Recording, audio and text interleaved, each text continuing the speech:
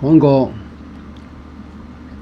京醬爆羊肉片，材料：薄羊肉片、芫茜、紅辣椒、蒜蓉、甜麵醬、辣豆瓣醬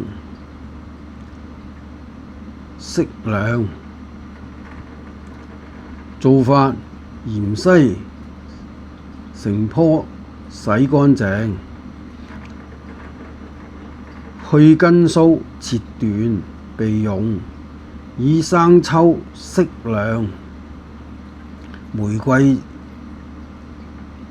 露酒適量，薑汁適量，生粉及胡椒粉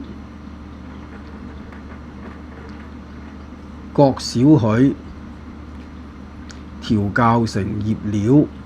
把薄羊肉片半攪，略醃，然後泡嫩油，撈起，擎去油分備用。紅辣椒洗乾淨去核，切成粗絲備用。別以適量清水把甜麵醬及豆瓣醬調校備用。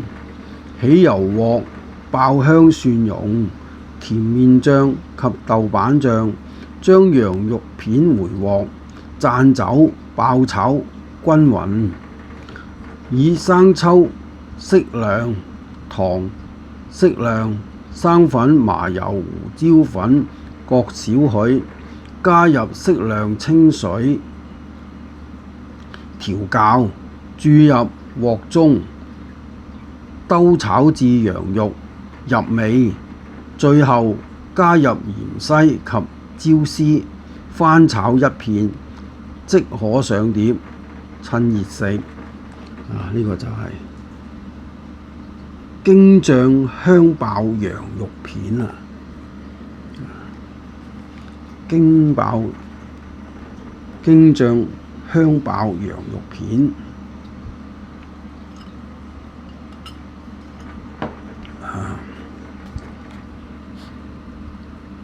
多謝觀看、訂閱、點讚。